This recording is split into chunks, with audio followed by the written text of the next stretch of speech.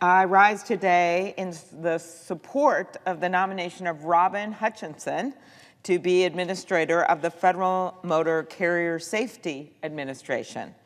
As the presiding officer knows, her experience as Deputy Administrator and currently as Acting Administrator will serve her well. I'm proud to say that she used to call Minnesota home, where she served as Director of Public Works for the city of Minneapolis for many years. Ms. Hutchinson brings much experience with her to this job. She has served in 3 roles at the U.S. Department of Transportation: Deputy Assistant Secretary for Safety Policy, FMCSA Deputy Administrator, and currently as Acting Administrator. She has a strong track record on safety. As the Deputy Assistant Secretary for Safety Policy for U.S. DOT, where she was instrumental in developing the National Roadway Safety Strategy and the new Safe Streets and Roads for All program. She also has local experience managing transportation systems in 3 states across the country: Minnesota, as we discussed, Utah, and Montana. In her role as Director of Public Works for the city of Minneapolis, she oversaw an 1,100-person team across 9 divisions, including all transportation functions. During a time when our supply chains are being tested to their limits, I believe that her public and private experience, as well as her experience at both the local and federal level, will bring a unique perspective to the role and improve the safety of our transportation networks. I'll address her unanimous consent proposal in a minute. I'm now going to turn to the next item on my agenda before we all adjourn, and that is speech in support of the DISCLOSE Act and the need to take action to get secret money out of our elections. I want to thank Senator Whitehouse for his leadership on this legislation and testimony at the Rules Committee hearing I held on it this summer. Senator Whitehouse has championed this bill since 2012, and I have been proud to support it alongside him in every Congress. I also want to thank Leader Schumer for holding a vote to advance this bill today. While the vote was ultimately unsuccessful, it is important that the people of this country understand that Senate Democrats, and only Senate Democrats, it appears, remain committed to addressing secret money in our election. This vote could not have come at a more important time, as we are seeing an unprecedented flood of money into our elections. Over $14 billion was spent during the 2020 election, the most expensive in our country's history. As we approach the general election in November with 48 days left, this is already, and we still have 48 days left, the most expensive midterm election ever. One estimate expects that nearly $10 billion will be spent just on political advertising this election cycle, more than double the $4 billion in the 2018 midterm elections. As spending on elections increases, the sources of the spending are less accountable than ever before. One investigation found that more than $1 billion was spent on the 2020 election by groups that do not disclose their donors at all. I want people to think about this. $1 billion was spent on the 2020 election. 1 billion, not million, $1 billion by groups that do not disclose their donors at all. No one likes that. I don't care if you're a Democrat, Republican, or independent. You at least want to know what money is being spent and who is paying for these negative ads that you see all over TV. As spending on election increases, the sources of that spending are less accountable than ever before. Americans know there is way too much money in our elections, and for our democracy to work, we need to know where the money is coming from. It is that simple. But since the Supreme Court's decision in Citizens United opened up the flood of outside money, overturned so much of the bipartisan work that had been done by our former colleague, Senator McCain, who we miss dearly, as well as Senator Feingold, our neighbor in Wisconsin. But since that time and the overturning of those requirements of the McCain-Feingold campaign restrictions, there have been no significant improvements made to disclosure laws or regulations.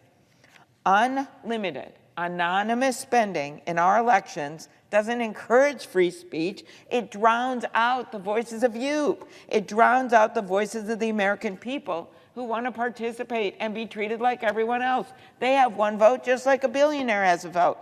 Yet, what do we see? The billionaire gets to have undue influence, and we don't even know who he is because it is shrouded in secrecy, because there is no requirement that the name be disclosed.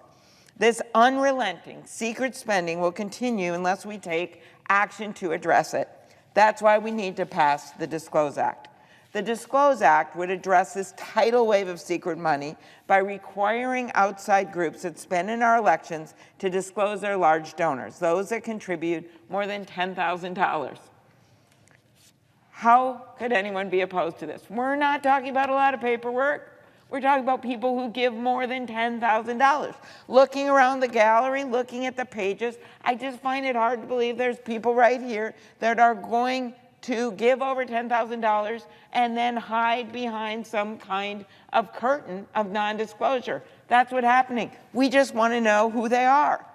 Importantly, the bill also makes it harder for wealthy special interests to hide their contributions to cloak the identity of donors, and it cracks down on the use of shell companies to conceal the donations of foreign nationals. Let me repeat that. Who could be against trying to figure out whether shell companies are hiding the donations of foreign nationals, of people who don't even live in America, who are trying to influence our elections? I held a hearing on the bill in the Rules Committee on the DISCLOSE Act this summer, where we heard about the effects that secret money is having on our democracy and why we need to pass the legislation. Senator Whitehouse testified at the hearing, and he spoke powerfully about the impact that secret money is having on our government, affecting all aspects of our lives, from the makeup of our courts to people's health care decisions to addressing climate change. We also heard from Montana's Commissioner of Political Practices, Jeff Mangan, who told us how his state's version of the DISCLOSE Act passed in 2015 with bipartisan support. Let me repeat that. In Montana, red and blue worked together and got this passed. I couldn't agree more that transparency in our democracy should not be a partisan issue.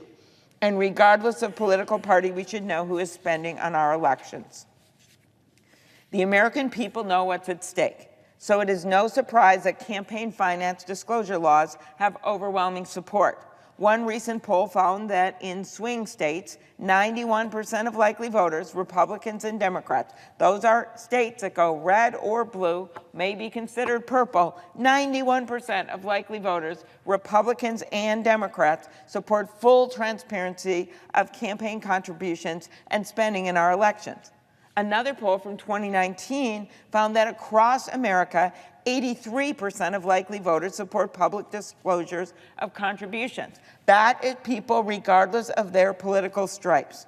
There is also a long history of bipartisan support for reducing the influence of money in our democracy. In fact, the very first limits on corporate campaign contributions came in 1907, the Tillman Act. The landmark Federal Election Campaign Act, then passed in 1972, and as I noted, the Bipartisan Campaign Reform Act in 2002 was also bipartisan, supported by Senator John McCain and Russ Feingold. They joined together to champion, to pass this really important bill. Guess what? All three of those bills I just mentioned, the one in 1907, the one in 1972, the one in 2002, they were all signed into law by Republican presidents. This has always been a bipartisan issue in our country. Former Supreme Court Justice Antonin Scalia, never one to hide his opinions, was also a staunch supporter of campaign finance disclosure. In a 2010 case, Doe v. Reed, he wrote, "For my part, I do not look forward to a society which, thanks to the Supreme Court, campaigns anonymously, hidden from public scrutiny and protected from the accountability of criticism. This is his words. This does not resemble the home of the brave. You can't get much more conservative than former Justice Scalia. This is a bipartisan issue. We ask our colleagues to change their minds. Ensuring the transparency of our elections has been and should continue to be a bipartisan value. These issues are at the very heart of our democracy, and this common sense bill would protect the right of voters to make informed choices and know who's been trying to influence our election. As we move forward, I urge my colleagues to join me in supporting these measures in the future, as well as the measures in the Freedom to Vote Act, which the DISCLOSE Act was part of, that I led in the Senate, that would give us baseline rules of the road for the voters of this country to be able to make sure they can cast their votes regardless of whether they live in Minnesota or Texas. With that, Madam President, I would like to turn to a few other matters that will help to close the Senate that I will receive in a few minutes. I have one. I will get started. Here we go. This is very exciting, happening in real time for all those watching. See, we're all prepared. Okay, with this. First of all, I ask unanimous consent that the Senate proceed to executive session to consider the following nominations en bloc. That's calendar number 1041 and 1150. That the Senate vote on the nominations en bloc without intervening action or debate. The motions to reconsider be considered, made, and laid upon the table. That the President be immediately notified of the Senate's action and the Senate resume legislative session. Without objection. The question occurs on the nominations en bloc. All those in favor say aye. Aye. Aye. All opposed, no. The ayes appear to have it. The ayes do have it. The nominations are confirmed en bloc.